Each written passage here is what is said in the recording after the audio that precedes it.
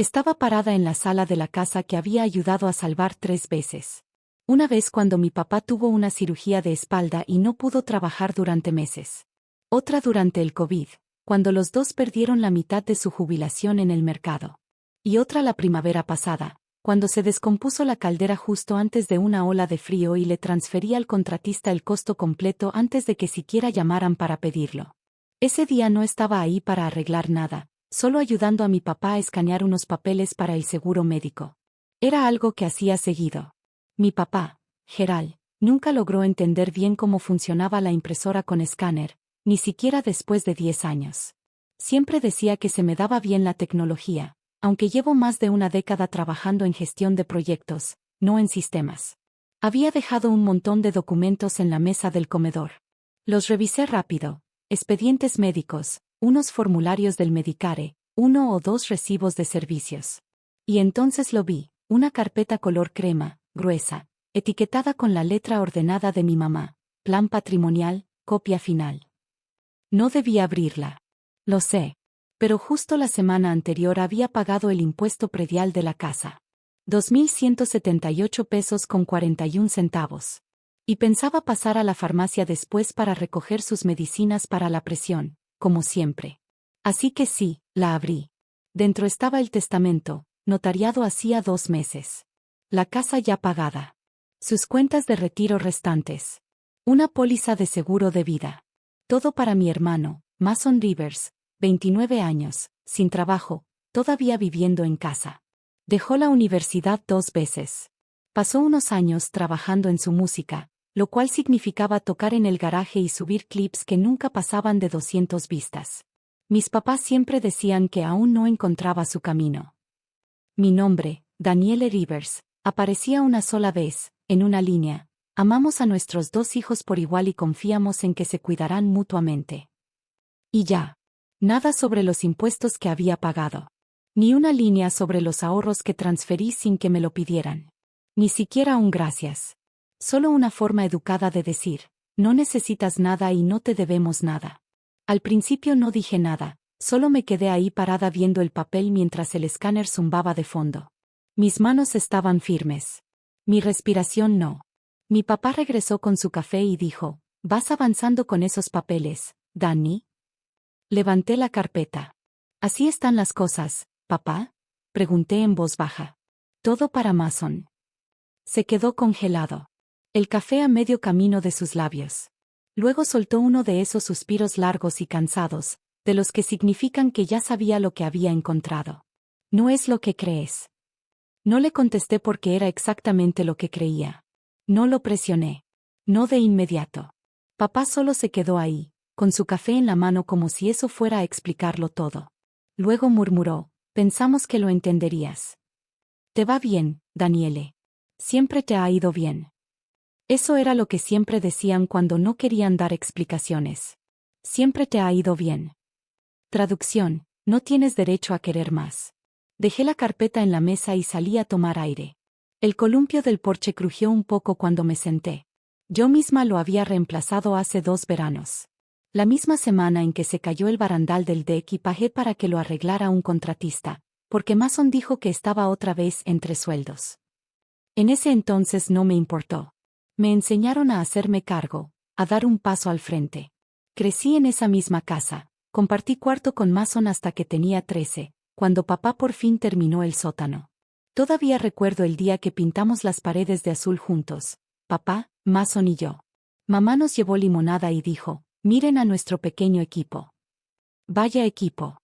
Me quedé en Nashville después de la universidad porque mamá decía que no podía dormir si yo estaba muy lejos.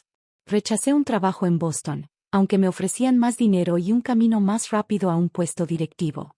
Me dije que la familia era más importante. Nunca me pidieron que sacrificara cosas. Solo nunca dijeron que no era necesario. Hubo cosas pequeñas, como pagar su seguro del coche cuando no les alcanzaba, comprarles el súper cuando se atrasaba la renovación del SNAP, hablar con la tarjeta de crédito cuando llegaban los recargos por pago tardío. Y cosas grandes, como transferir $11,000 de mis ahorros para ponerlos al corriente con la hipoteca hace 4 años. Lo hice sin pensarlo. Solo quería que se sintieran seguros, tranquilos, sin preocupaciones. Y ahora, después de todo eso, era una nota al pie. Me quedé en el columpio mirando el viejo roble del otro lado del patio. Mason una vez grabó sus iniciales en él, MR y HH por alguna chica de su segunda prepa. Me pregunto si alguna vez ayudó a pagar para podar ese árbol. Me pregunto si siquiera sabía que costó $800 el año pasado después de una tormenta que casi lo partió. ¿Alguna vez pensaron en todo lo que yo dejé atrás? No solo el dinero, sino la tranquilidad, la paz, la vida que pude haber construido en otro lugar. ¿O solo me vieron como la que no necesitaba que le pidieran nada porque siempre era la primera en aparecer? No volví a entrar. El columpio crujió una vez más debajo de mí y luego se quedó quieto. Todavía se oía el zumbido del escáner a través de la puerta mosquitera. Unos minutos después, mamá salió. Traía puesto el mismo suéter azul claro que siempre usaba cuando tenía que decir algo pesado.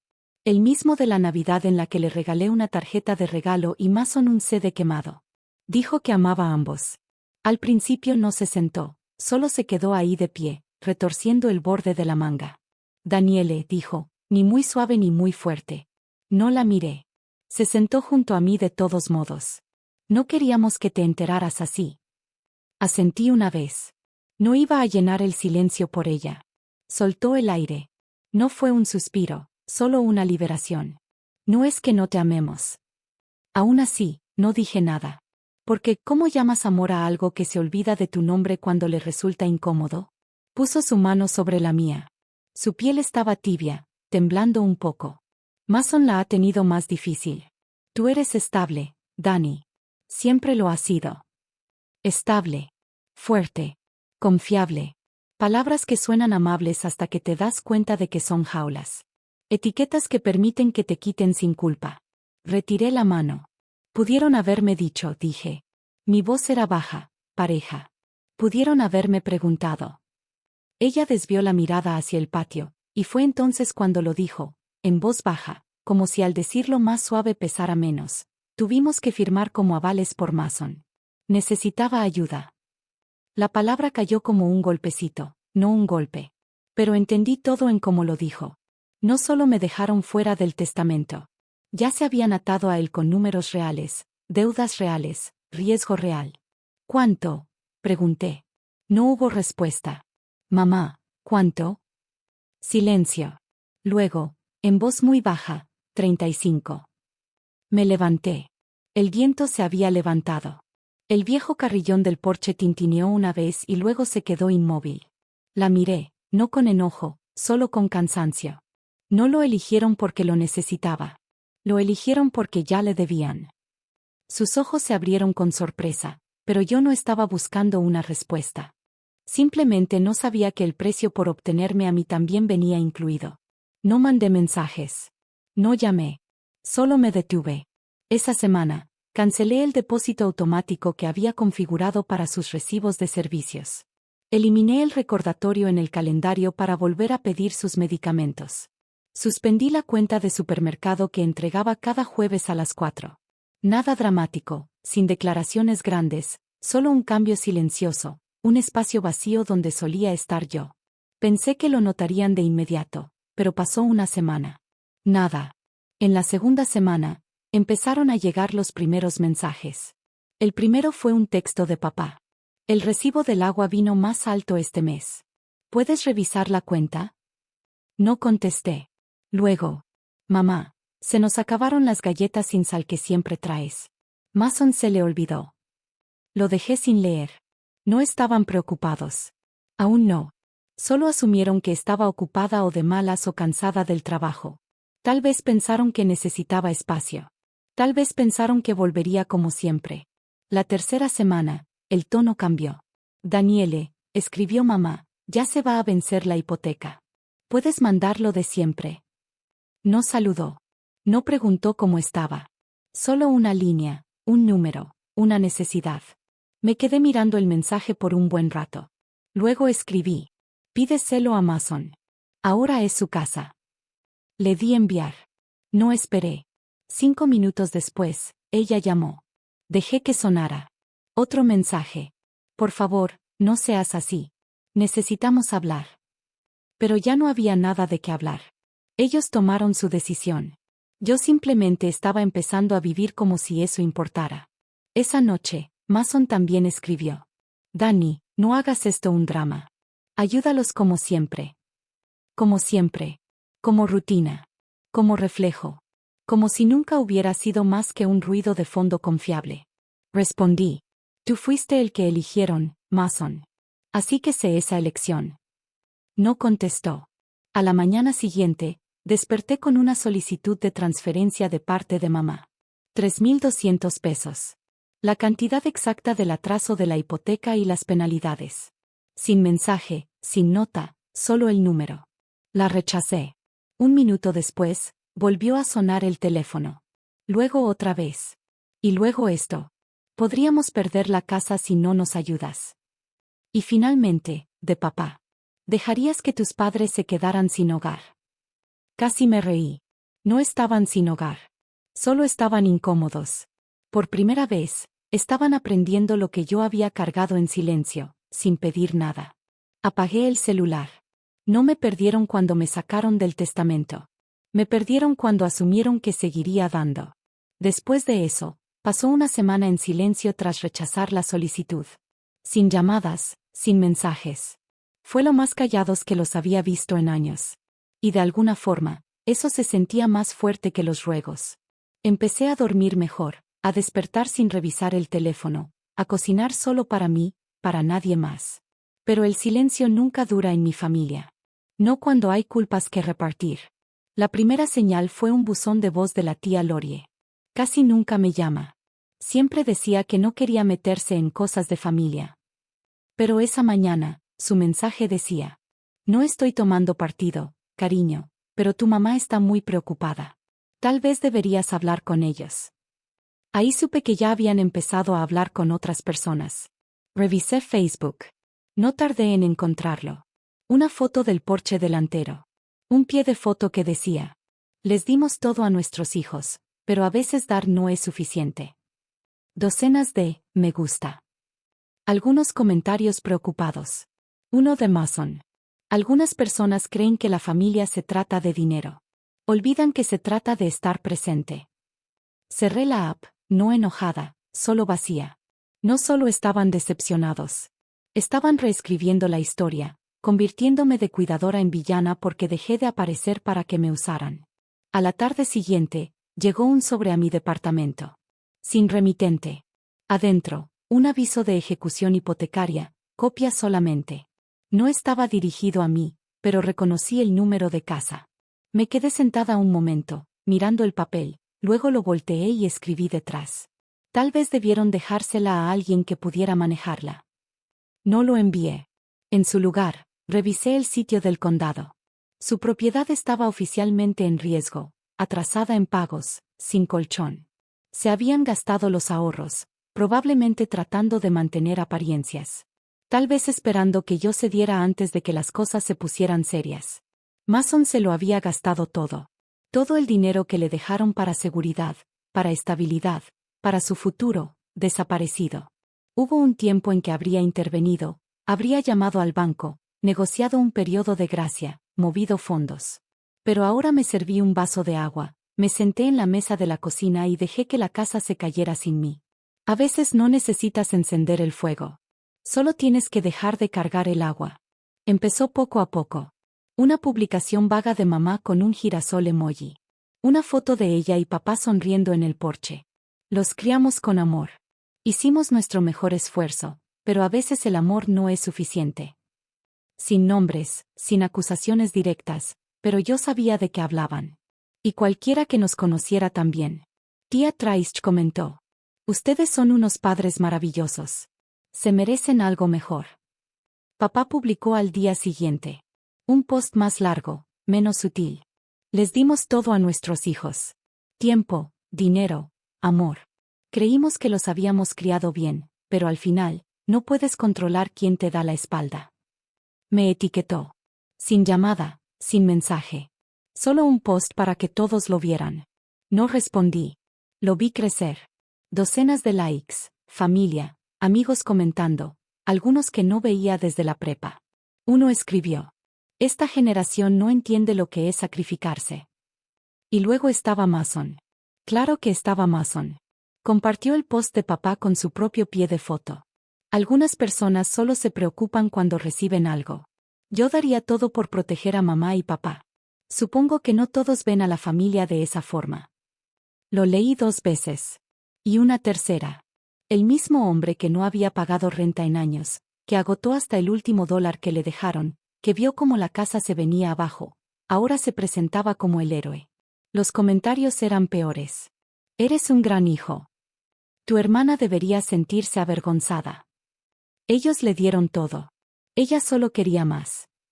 No sabían la verdad, pero tampoco la querían. Querían una historia. Y mi familia les dio una. Tal vez aún no hubiera dicho nada. Dejado que pasara la tormenta. Pero entonces vi su nombre. Kelly. Mi prima. La misma que una vez me dijo. Tú eres el pegamento de esta familia. Le dio like al post. Dejó un corazón. Sin comentario, solo eso. Me dolió más de lo que esperaba. Tal vez porque pensé que ella sí sabía. Tal vez porque pensé que ella sí me veía. Cerré la laptop, me senté en la oscuridad, y por primera vez en semanas, sentí como algo se rompía. No fue ruidoso, ni desordenado. Solo un clic final, silencioso. No solo estaban reescribiendo la historia. Me estaban borrando de ella. Llegaron un jueves. Debí haberlo esperado. Los mensajes no funcionaron. Las solicitudes de dinero fueron ignoradas. La culpa ya no servía. Así que se presentaron. La recepcionista llamó a las 10:42 de la mañana. Señorita Rivers, sus padres están aquí, y un hombre que dice ser su hermano. Me quedé parada en el pasillo fuera de mi oficina, mirando los azulejos mientras ella seguía hablando. Dicen que es urgente. Pueden subir. Respiré lento. Por favor dígales que no estoy disponible. Y que no se les espera. Pausa. Dijeron que esperarán. Asentí, aunque nadie podía verlo. Entonces que esperen. 20 minutos después, mi celular vibró. Un mensaje de mamá. Estamos abajo. Abre la puerta. Otro. No nos vamos hasta que hablemos contigo. No me apuré. Terminé la junta en la que estaba. Respondí 2 correos. Luego bajé. Estaban junto a la entrada del edificio, parados demasiado juntos, como si lo hubieran ensayado. Papá, tieso, como conteniendo un sermón. Mamá, con su bolso apretado en ambas manos, los ojos buscando. Mason parecía preferir estar en cualquier otro lado. Todos se voltearon cuando crucé la puerta. Nadie habló al principio, me quedé donde estaba, con los brazos cruzados, tranquila. Daniele, dijo mamá, su voz ya al borde. Necesitamos hablar. La miré, y luego pasé junto a ella. La calle estaba en silencio. A lo lejos, se escuchaba el motor de una camioneta de reparto. No respondí. Papá carraspeó. ¿De verdad nos dejarías perder la casa por esto? Dejé que las palabras se quedaran en el aire. Luego dije. Entonces, ¿de verdad creyeron que no lo haría? Abrió la boca, pero lo interrumpí. Me dejaron fuera. Le entregaron todo a Mason. Y ahora están aquí, pidiendo el mismo apoyo que yo di durante años sin preguntar. Nadie respondió. Mamá dio un paso hacia mí, la voz más suave ahora. Pensamos que lo entenderías. Siempre has sido fuerte. Asentí. Usaron eso como excusa para olvidarse de mí. Mason finalmente murmuró algo. No lo entendí del todo, algo sobre que él nunca pidió nada de esto. Pero lo aceptaste, dije. Desvió la mirada. Papá ya tenía las manos en la cintura, impaciente. Te dimos de comer, te criamos. Nos debes algo. Casi me reí. Pagué esa deuda cada mes, cada año, y aún así me borraron. A mamá le tembló el labio. No queríamos hacerte daño. Di un paso más. Entonces, ¿por qué esperaron a que desapareciera para darse cuenta de que era yo quien sostenía todo esto? No dijeron nada. Mason se acercó a la puerta. Levanté la mano. No. No van a subir. No van a entrar.